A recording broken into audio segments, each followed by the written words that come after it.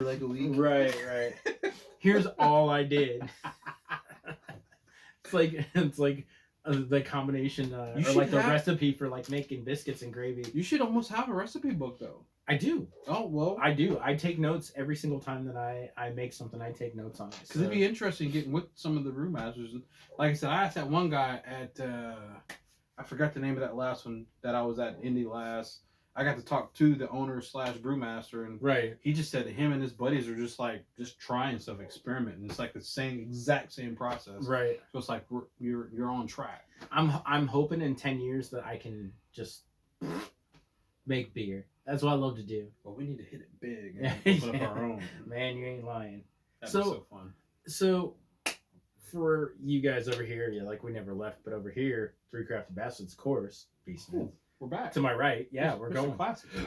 Mr. Classic. And so as you know, we are on it's not a lockdown. Everybody uses the term lockdown. It's more of like a stay-at-home order. Yeah. Is what it is. And basically we're just trying to limit the potential spread of COVID-19, which is a scary fucking thing, man, if you really think about it, especially if you deal with the public direct, man. So hats off to everybody that's out there, regardless of whether you're saving lives or you're there so that I can go get my Hardee's Big Burger once in a while. Like, whatever you're doing, man, if you're still out in public and you're still interacting, man, just know that you're appreciated by the Three Crafty Bastards, which is actually 2 guys, but we're still 3 crafty bastards. Can the beer be like the 3rd crafty bastard? Like I think it should. There we go. So still units of 3, man, but we appreciate what you're doing. And if you go over to YouTube, we just reviewed, actually, once, you're on Facebook, we just reviewed Apricotty Hottie, which was a delicious cider that I made. But we're going to go ahead and we're going to get into talking about what? What do you got?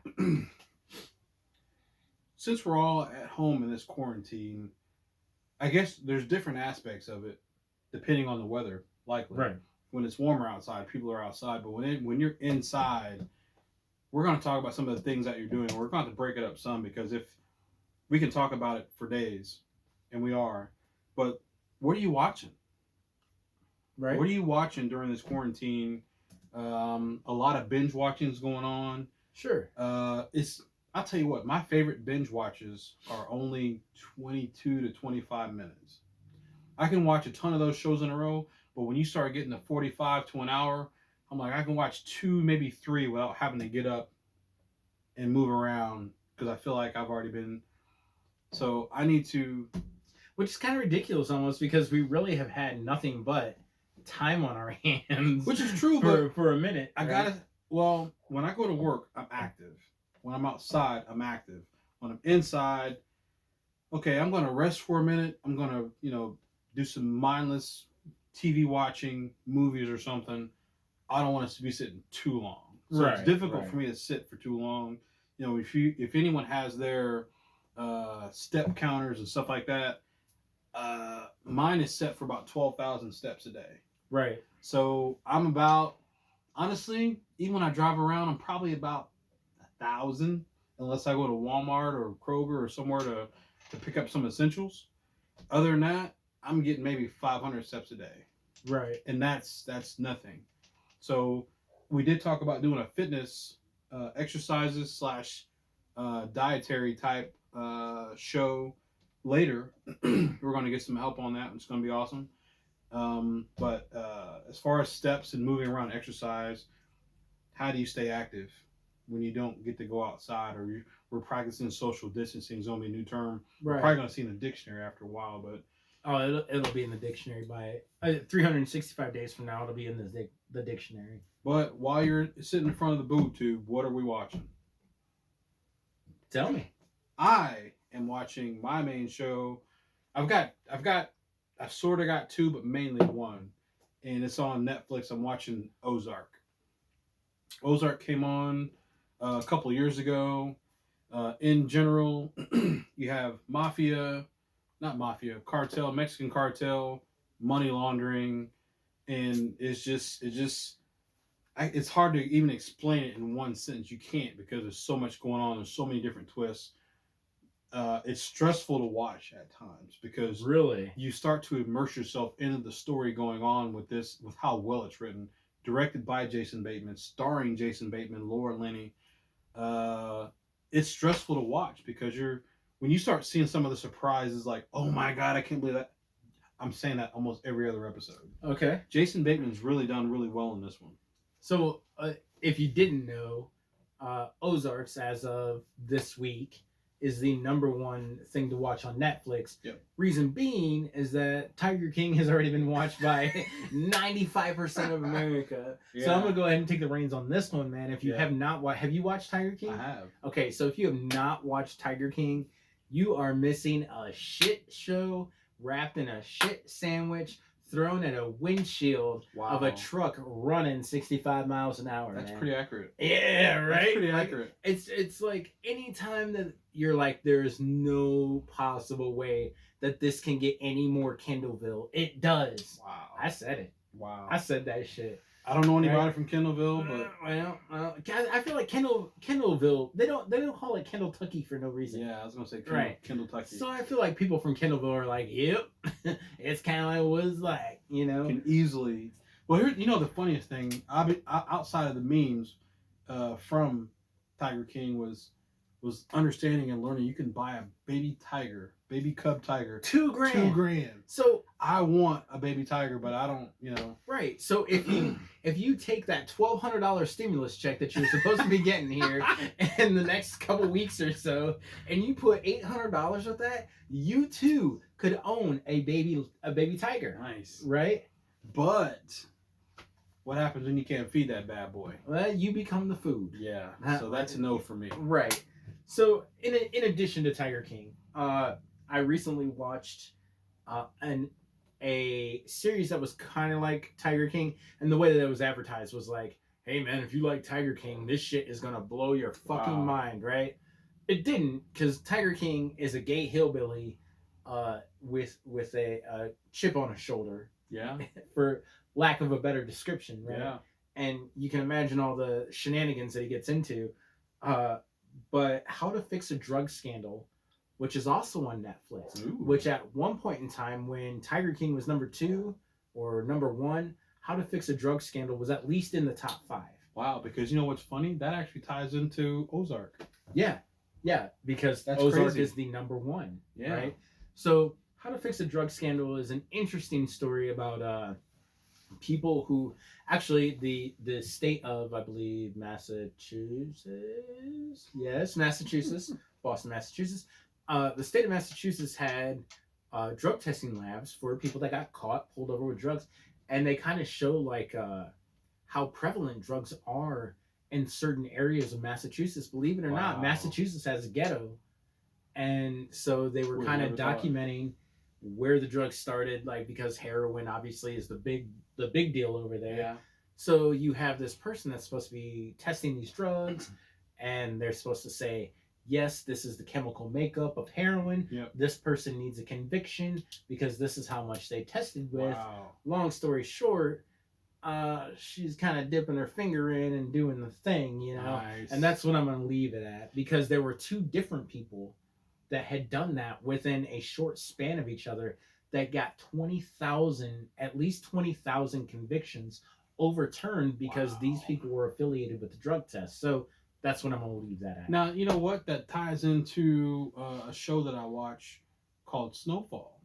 Okay. Snowfall is the introduction of crack and cocaine into the hood in California, Compton, California, and theirs is like how the government basically paid or looked the other way when they were bringing in cocaine from Colombia. Yeah, which still happens. Let's be honest. And introduced it into the hood in like the 60s and 70s in California. How they made crack cocaine, how it just started to spread across the country. Mm-hmm. So to have that, like that's the 60s and 70s, and now you have the current day, same problem. Yeah. Wow. This is definitely worth watching. I'm not gonna say if you enjoyed Tiger King, you'll enjoy this, because this is more of a kind of who done it and why documentary. Mm. It really is how to fix a drug scandal. And here's what I will say: the DA was in on it.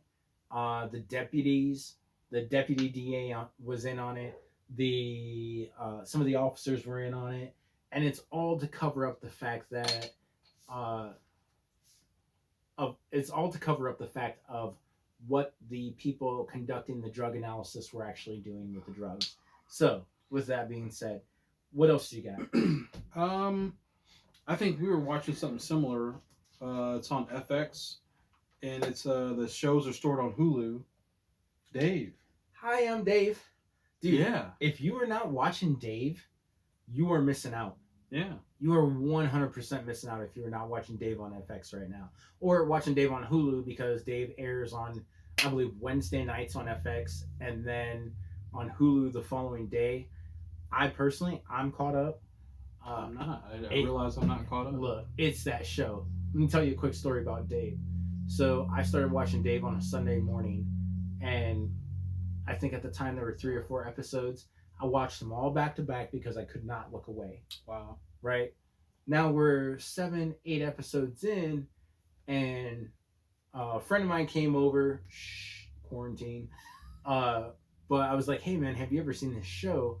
This is like 11 o'clock at night, 10:30, 11 o'clock at night. And he's like, no man. So I played the first episode, and then I said, you want to watch the next one? Yes. You want to watch the next one? Yes. We watched 6 episodes of Dave. It is back to back. It's that bingeable. Yeah. What I like is that it's somewhat, I can't say it's relatable because I'm not in the music industry. Right. But I think the character, they actually tackle real life themes. Mm-hmm. I like that about the show. Someone tried to compare it to Atlanta. Now, I would disagree with that. However, it's just as watchable. It's you can't look away from it. Like your friend, you guys watched 6 episodes in a row. You can't look away from it all. Now, I'm glad you brought that up, because Dave actually overtook Atlanta as the #1 watched comedy on FX. That's because it's new. But it's also because it's good. When they come out with a new season of Atlanta, I'm pretty sure it'll retake its throne. Right. I am a Donald Glover fanboy. I'm gonna freely admit that. That is my man crush. I love Donald Glover. He is my dude. I watch and love everything he does. He had a new album. Hashtag Donald Glover. Exactly. A new album came out on Tidal. Okay. I think a couple. That's January, the Sprint Music Network. Okay. Came out in January, February. I listened to all of it. That guy's an amazing talent. Now, have you listened to the vinyl that I got you? Of course. Okay. All right. Of course. I'm not judging. Why would I not listen to? I'm not judging. I'm just asking. I'm just saying that Donald Glover, Childish Gambino, I think everything he touches turns to gold. Right. Or platinum. It kind of does, though. It kind of does. He does some really cool stuff, so I'm really excited about him. But back to Dave. If you're not watching Dave on FX, if you have FX or if you have cable, you need to be watching Dave Wednesday nights. If you don't have FX but you have Hulu, you need to be watching Dave on Thursday nights. And if you don't have FX or Hulu but you have a Fire Stick, you need to be watching Dave whenever the fuck you can, because it's an awesome series. Which actually, you're not far enough to see like some of my favorite episodes and scenes, but the minute you see it, I feel like you're going to contact me and you're going to be like, man, that shit just got real. It'll probably be tonight. Like, probably the best 20 minutes of television that I've seen in the last decade was this show, a 20-minute snippet, and it wasn't even of Dave. He wasn't even the focal point of the scene. His friend was the focal point of the scene, and it spoke to me. So, go watch Dave. Now I'm even more intrigued. Yeah. So, I'm going to probably watch 1 or 2 episodes of Ozark. And then flip over to watch Dave. Watch Dave first, man, because I feel like you'll get into Ozark, and then that's where you'll end it. It's hard. Again, it's hard for me to watch more than 2 to 3 episodes of 45 to 50 minute. And some of the episodes toward the end of Ozark were like 1 hour. I'm like, ain't nobody got time for that. Right. If they were 20 to 25 minutes, I'd be banging them out. Just bang, bang, bang. But it's like an hour, 45 minutes. Oh my God, I need to get up and do something. Like what? Go to work? Me either. Right. There's no reason to get up today. I want to get up, okay? My butt is tired of being in these cushions, okay? I can dig it. I can all the way dig it. So what else are you watching right now? That's pretty much all I'm watching. What I want to watch, and we briefly talked about 100 Humans. Yes. You said you've watched it, and I want to get to watch it. So maybe you can provide a little insight. So 100 Humans is kind of a social experiment, a sociological experiment, a social experiment. It's a social experiment. They basically take 100 humans from all walks of life. So you got your Gen X, you got your millennials, you got your Tide Pod eating people, and you have, for lack of a better term, geriatric folks as well. But yeah, they essentially gather everyone and then they start to conduct these experiments. And what I can tell you is like one experiment that kind of stood out to me was so as far as men go, women associate your dance moves, or if you're a good or bad dancer, with your reproductivity, right? And you can say that you don't, but you do. If he's a good dancer, he's probably good in the sack. So there's a good possibility that he's going to wax them nans the way that they need to be waxed, and he's going to give you everything you want solely based on how well he does the moonwalk, right? So they conducted an experiment on it, and they actually took different aged people. They made them ejaculate into because how are you going to test it without a sperm count? Wow. Right? That's a lot deeper than I thought it was. Yeah, so they took the sperm count of these males, and then they asked them to put a sack over their head or whatever and dance for the women that were part of this panel. And so the women then rated these men like, this is the best dancer, this is the second best dancer, so on and so forth. And I believe they took like 10 or 15 people, and it turns out the ugly guys did it, didn't they? Huh? Ugly guys did not. They did not. The older gentlemen, which I feel like this is an obvious point, but the fact that they put science to it, the older gentlemen obviously tested with a lower sperm count. Right. And the fact that they were, and the shape that they were, means that they weren't hitting all the dance moves that possibly the younger gentlemen were. The twist was the one that they voted the best dancer actually had the second highest sperm count. And then the guy that they voted like the third or fifth best dancer actually had the highest sperm count. Because he couldn't dance. Right. Now, I don't know why we're talking about sperm counts right now on Three Crafty Bastards, but this, yeah, I did. I took it there. But that's kind of the experiments that they do. They split these people up into groups, let's say 20-somethings, 30-somethings, 40-somethings, 50-somethings, and 60-somethings, right? And they asked them to put together a chair from IKEA.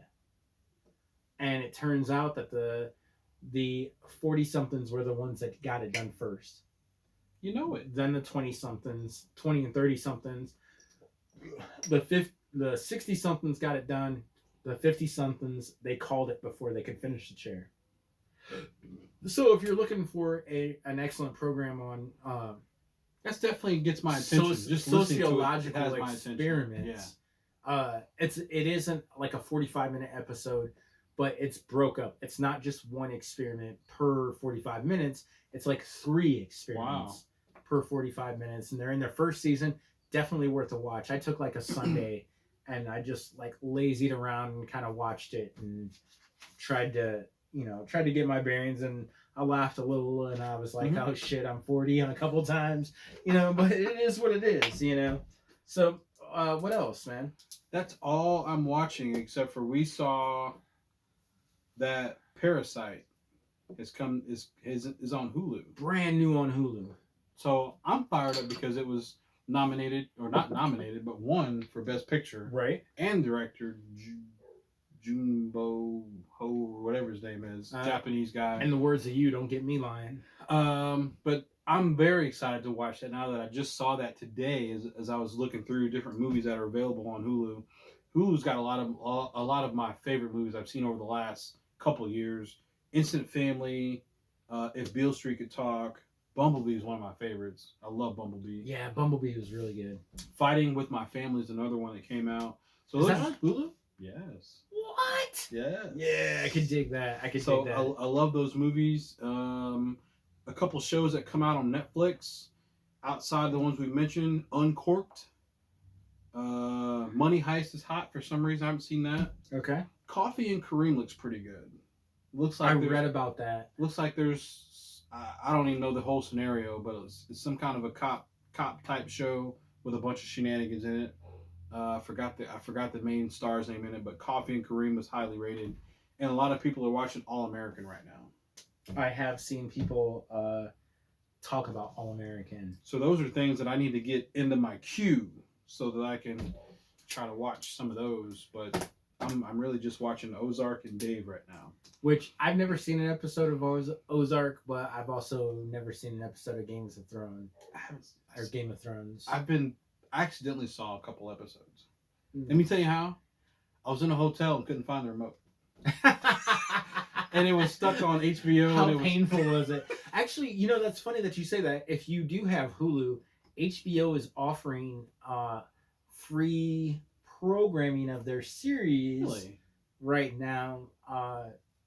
I'm sure, like as a trial to try to get people to later subscribe to HBO Plus or whatever the fuck it is. On my Fire Stick, there is on Showtime. There's a new season of Insecure.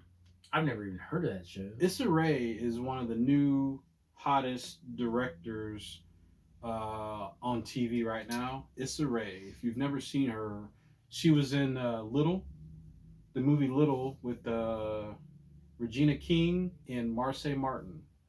Marsai Martin would be another new hotness out there. She's the youngest. Yeah, she's the youngest daughter on Blackish. In real life, okay. she's 15 and she's an entrepreneur, and her business is really bringing up other teenagers to where she's at as far as producing media. Nice. Okay. Whether it's movies, videos, advertising, she's provided a platform at 15 for other teenagers, and for me that is so powerful. But Issa Rae is one of the newest directors out there. She directs Insecure. She was in The Photograph also. I've seen it. It's a pretty good movie. I liked it. But she's doing her thing out there, and it is a new season of Insecure on Showtime is out. I saw they're actually binging it on Showtime right now because I think a new season starts this weekend. So if you've never seen Insecure, get caught up. It's very good. Okay, a few things before we get ready to wrap up here.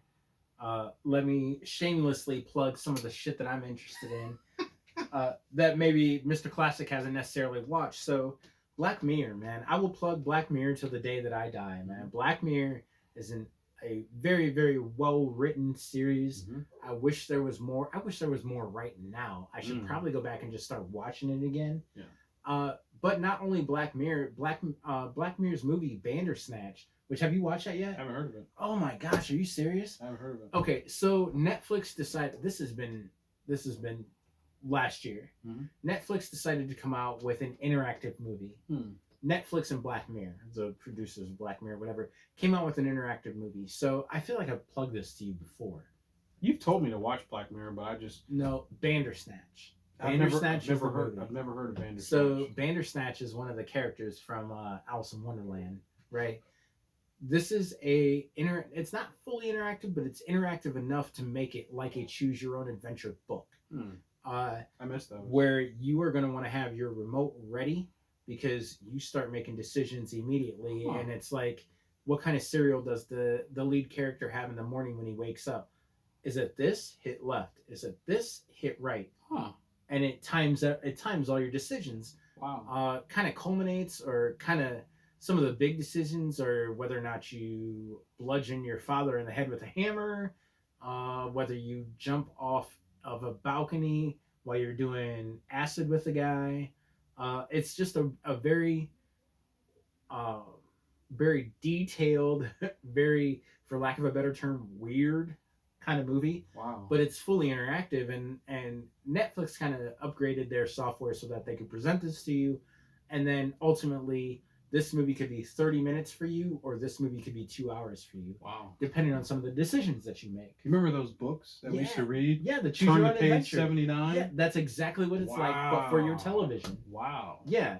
So if you're not watching Black Mirror, you haven't seen Black Mirror Bandersnatch, let me shamelessly plug this to you, because I feel that even though it hasn't necessarily caught on right now, I feel like it's revolutionary in movie making as far as like streaming into your home.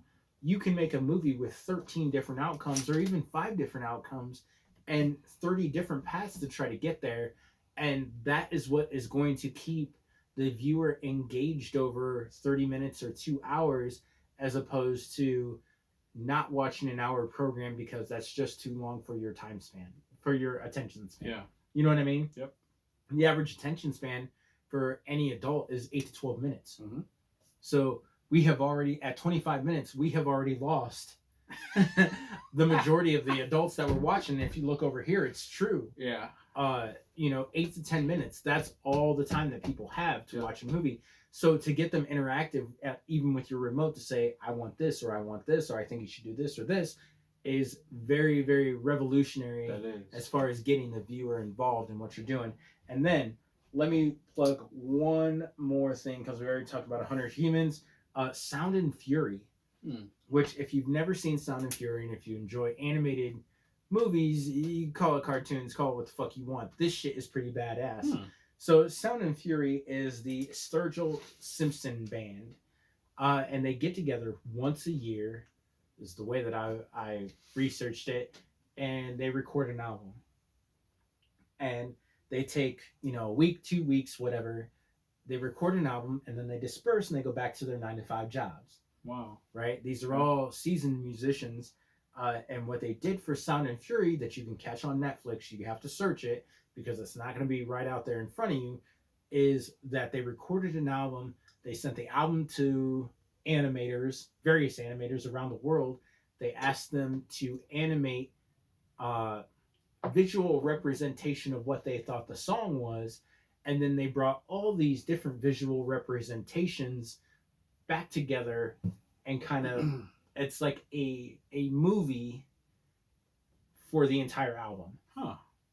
Definitely worth watching. Like it's the music kind of varies a little bit. Like it's a little bit of this, a little bit of that, but the majority, like the criteria that it would probably fall under is like rock and roll, right. Whatever but it's different types of rock and roll, and there might be like slower songs, faster songs, and these animations that go along with kind of accommodate the story that's being told visually.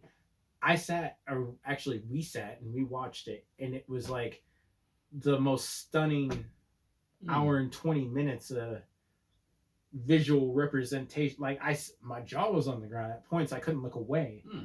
And it's not like it's anything like very monumental, but it is pretty revolutionary as far as, if you remember My Beautiful Dark Twisted Fantasy, that had a movie that came with that CD when Kanye released it, that spanned the entire album. Wow. This is that, but with rock. And it's a pretty revolutionary idea to just release visual that goes with the entire album. But it was also cool to see the different aspects of what people thought songs meant, and then they apply that in an animated form. So I'm gonna plug Sound and Fury as well, man, because that shit is pretty awesome.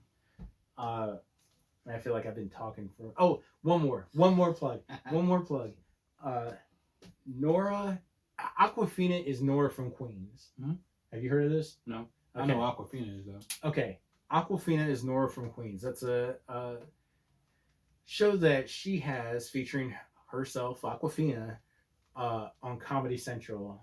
So if you have the Comedy Central app, Comedy Central is kind of a bunch of bitches, and they won't let you watch everything because they want you to have a cable subscription.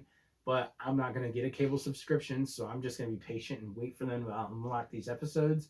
But the first 3 episodes of Aquafina is Nora from Queens is available on the Comedy Central app if you don't already have cable. If you have cable, go watch that shit. It's pretty funny. It's kind of like an Asian comedy. Pt.1 is in it. And then the grandma is freaking hilarious. But definitely worth watching. Yeah. If you've ever seen Broad City, it's kind of like Broad City. Like, you know how maybe Batman is a different movie and maybe Aquaman or Superman is a different movie, but you hope that they exist in the same universe? Yep. That is Aquafina is Nora from Queens and Broad City.